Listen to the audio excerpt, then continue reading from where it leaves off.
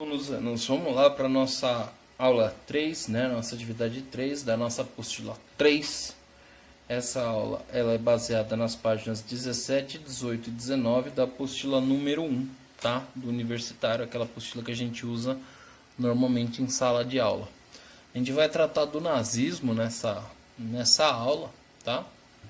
Eu vou fazer a leitura aqui do material com vocês e depois vou passar para a explicação. Vocês vão ver que eu já deixei aqui pronto um mapa mental para vocês, assim como do material do fascismo que nós conversamos na aula passada.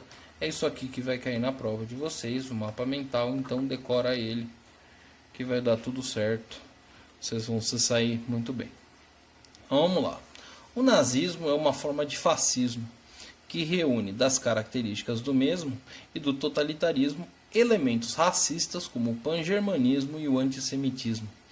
Durante os anos 30 e 40 do século XX, a Alemanha esteve sob orientação nazista, liderada por Adolf Hitler.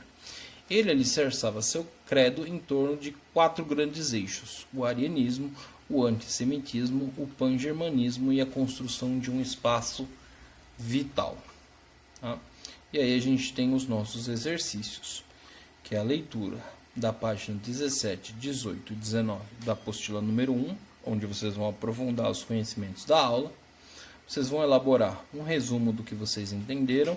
Vamos fazer do mesmo jeito que vocês já estão fazendo. Faz um no caderno, tira uma cópia ou faz 2 e coloca um junto com a atividade que vocês mandam para a escola.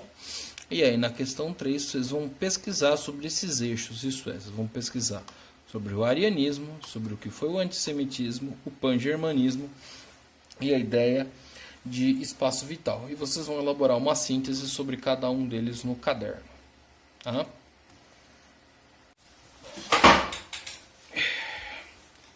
Agora ficou melhor, né? Bom, vamos lá. A gente estava falando nas últimas aulas sobre o totalitarismo.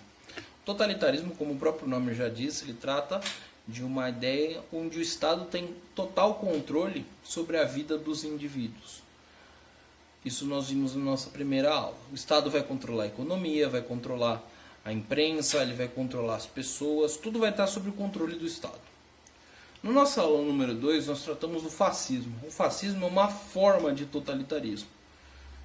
Qual que vai ser a diferença aí do fascismo para o totalitarismo, entre aspas, puro? O fascismo ele vai reunir 2 novos componentes. Ele vai falar de um passado glorioso, mágico, idealizado. O fascismo está falando, no caso da Itália, dos romanos, e ele está projetando um futuro, reconstruir o Império Romano. Então você pega todos aqueles elementos do totalitarismo e junta mais 2.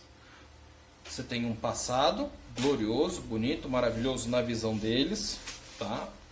E você tem um futuro que é o que eles querem atingir. E eles vão utilizar do totalitarismo, do controle de tudo pelo Estado, para atingir esse futuro glorioso. Então, vocês vão perceber nessa nossa terceira aula que vai acontecer um processo muito semelhante na Alemanha. A Alemanha vai ser aí uma das nações derrotadas na Primeira Guerra Mundial, tá? Ela vai sofrer um colapso tanto social quanto político e econômico. E a Alemanha, que no final do século XIX, no começo do século XX, era como se mais ou menos fosse os Estados Unidos hoje.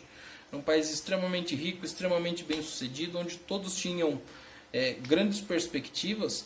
Esse país ele vai ser destruído pela Primeira Guerra Mundial. E através dessa destruição vai gerar um movimento de rancor, de revolta muito grande dentro da sociedade alemã. E o nazismo, principalmente em torno da figura do Hitler, ele vai conseguir catalisar, pegar essa raiva, esse rancor, esse desespero do povo alemão e reunir em torno de uma ideia nacional. Então ele vai pegar a base do totalitarismo, tudo sob o controle do Estado, vai pegar as ideias do fascismo de buscar no passado idealizado, naquele passado que eles imaginavam que fosse daquela forma, para atingir um determinado futuro. Quais vão ser aí as grandes chaves para a compreensão do nazismo? São esses 2 conceitos: o antissemitismo, isso é, a raiva aos judeus, e o pan-germanismo. Na visão dos alemães, e principalmente aí dos membros do partido nazista, os judeus eles faziam parte de uma espécie de uma conspiração internacional, formada aí tanto por comunistas quanto por capitalistas, que tinham como objetivo destruir os alemães. E essa destruição dos alemães ela não se dava apenas no aspecto militar, né? Não era uma questão só de invadir a Alemanha, atacar cidades e assim por diante. Eles estavam falando de uma destruição cultural, de uma destruição num sentido absoluto. Como se os alemães fossem um obstáculo para um projeto de poder que o povo judeu teria. Tá? Então os alemães eles vão desenvolver um ranço, vamos colocar dessa forma, dos judeus. E o que o partido nazista vai fazer? Ele vai alimentar esse ranço dos judeus através do movimento antissemita. Na visão dos nazistas, os judeus eles vão ser aí o pivô, né? São eles que vão congregar através do dinheiro, isso é, do sistema financeiro internacional, a qual haviam vários banqueiros que eram de origem judaica, essa forma de destruição da raça alemã. Além disso, nós temos aí o conceito do pan-germanismo. Tá? Isso daí vigorava na Europa desde o século XVIII. Vai ganhar muita força no século XIX com a formação da Alemanha como país. A Alemanha ela vai se formar como país em 1871, sob liderança de um reino, que era o Reino da Prússia. Ela vai conseguir fazer isso através de uma série de guerras. Tá? E os prussianos eles justificavam as suas conquistas militares em torno da ideia de construir um país de alemães para alemães. Tá? Então a ideia do pan-germanismo nada mais é do que unificar todos os povos que têm uma cultura em comum alemã sob um governo alemão. Então vamos colocar de uma forma bem simples. Dentro da Europa há vários países que têm costumes, o idioma muito parecido com o dos povos alemães. A gente pode citar algumas regiões da Bélgica, da Holanda, Luxemburgo, Suíça, Áustria, regiões da Polônia, República Tcheca. Todos esses países eles têm uma série de similaridades com os povos alemães, tanto em termos culturais, a forma com que eles se vestem, as comidas que eles comem, o idioma que eles falam, muito parecido. Qual que era a ideia dos alemães? Juntar todos esses povos num único país. Os alemães eles entendiam que quanto maior fosse o seu país, quanto mais alemães houvesse dentro da Alemanha, mais forte ela seria. E maior seria a capacidade de resistência dela contra esse projeto que eles imaginavam que havia contra eles desde a Primeira Guerra Mundial. Então, o que o Hitler vai fazer? De uma forma bem resumida. Ele vai assumir o poder na Alemanha com uma determinada ideia. Qual era a ideia? Resgatar o passado, né, aquele momento da Alemanha antes da Primeira Guerra Mundial, onde estava todo mundo rico, todo mundo se dando bem, todo mundo good vibes. Reunir todos os povos alemães dentro dessa grande Alemanha, a gente vai ver isso na próxima aula, que é uma ideia do pan-germanismo, para que ela pudesse resistir ou combater os semitas, isso é, a conspiração que eles imaginavam que os judeus tinham contra os povos alemães. Tá? Então, grava bem isso daí.